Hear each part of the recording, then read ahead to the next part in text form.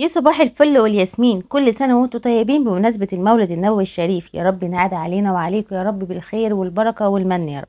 النهاردة هنعمل الكسكسي او المبروم زي ما بتسموه عندكم، بكل تفاصيله، بأسهل وأبسط طريقة هنعمله. بس الكسكسي اللي من الدقيق، الطريقة الأصلية للكسكسي ما كانتش بالسميد أبدا، ده الكسكسي السريع هو اللي بالسميد.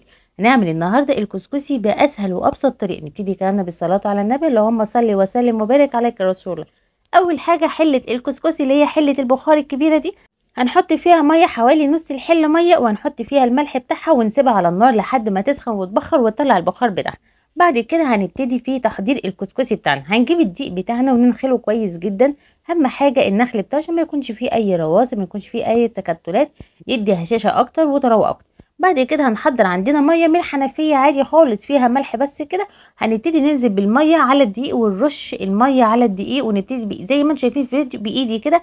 تبتدي ان انت تبدري الدقيق بالميه كده لحد ما تبتدي يعني يشرب الميه معاك، وتبتدي ان انت تفركيه، يعني زي اللي هو تبرميه بقى على ايدك، عشان كده بيسمى باسم المبروم. تبرميه على ايدك كده لحد ما ينزل معاك. دولت الميه اللي اتبقت معانا، يعني انا اخدت في الاول لو تشوفوا كانت حوالي نص البوله، 3/4 البوله دي كانت مليانه ميه. تنزلي بالميه لحد ما تلاقي ان الدقيق معاكي خلاص، يعني الميه بقت كافيه معاكي، مش محتاجه تاني. يعني ما يوصلش معاكي لمرحله يعني تلاقيه معجن، لا لو عصر منك ان هو عجن مش هينزل منك الكسكسي من المنخل خالص. بعد كده هتجيبي المنخل بتاعك، ده بيتجاب من عند الراجل اللي هم الناس بتوع زمان دولت، عندهم مناخل وحاجات كده، انا جبتها منهم. بعد كده هتنزلي بايدك كده وتبتدي ان انت تبرميه برده على المنخل.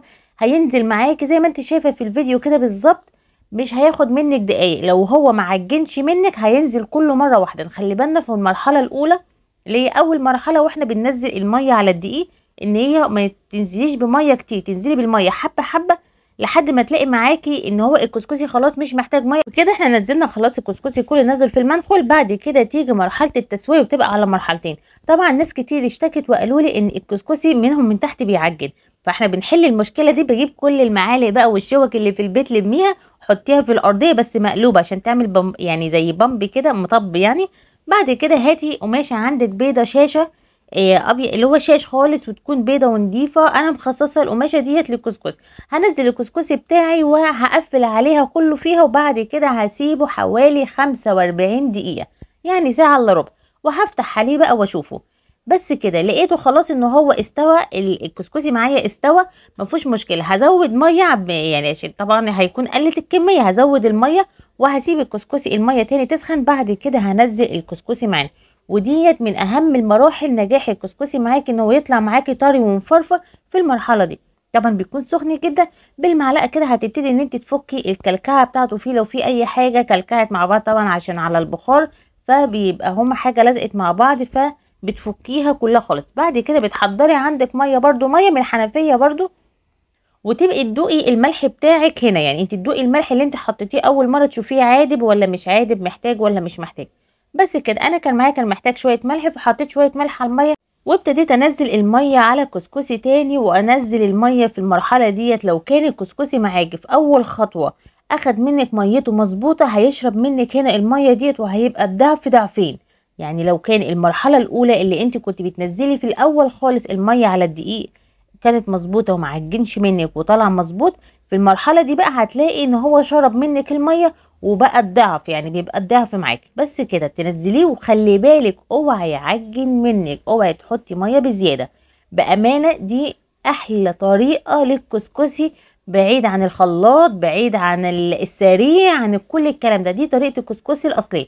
هحط برضو الميه بخرت مني، هروح جايه حاطه القماشه ومنزله الكسكسي للمره التانية يتبوخ بقى على النار. كده انا الكسكسي معايا جهز خلاص واستوى معايا.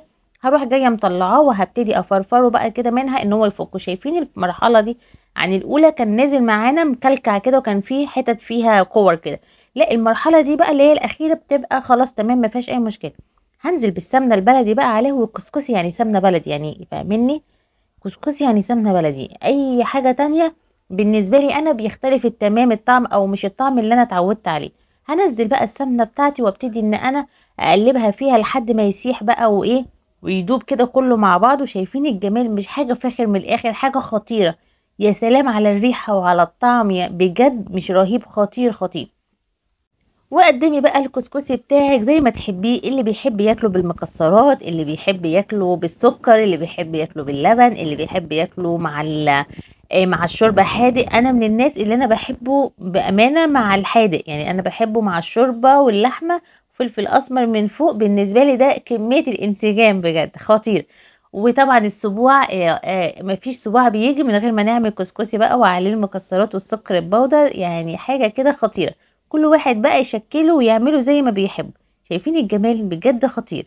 لو عجبكم الفيديو والطريقة ما تنسوش تدعمونا بالاشتراك في القناة واللايك وشير كتير كتير كتير، بيفرق جدا جدا بجد. اللايكات والشير كتير بيرفع من القناة وبيرفع كمان عشان يوصل لكم كل وصفاتنا وفيديوهاتنا. حطي بقى المكسرات اللي انت عايزاها. فانا اليوم دوت عملت للاولاد كل اللي بيحبوا، وعملت الطبق الحادق بتاعي طبعا. حطي فلفل اسمر، حطي جوز هند، حطي زبيب، سكر بودر، مكسرات، يعني كل واحد على حسب ما يحب. في كمان بيتاكل كمان مع البليله، تجيبي بليله وبيحطوا عليها كسكسي برضو بتبقى جميله جدا. يعني شكلي بقى ونوعي وفرحي الاولاد. وكل سنه وانتم طيبين بمناسبه المولد النبوي الشريف. بتعملوا بقى في ايه؟ يعني بتعملوا بقى اكلات ولا كسكسي ولا فطير؟ طبعا احنا هنا في اسكندريه بنعمل شربات بالموز ده. بنغير اسكندريه كلها بتبقى اليوم دوت، يعني هو من دلوقتي. يعني احنا النهارده مثلا الجمعه، فالناس بدات توزع شربات بالموز لحد اخر الشهر. كل سنه وانتم طيبين، ويا رب يجعلها ايام سعيده ومفترجه علينا وعليكم اجمعين. وكل سنه وانتم طيبين بمناسبه المدارس خلاص قربت على الابواب.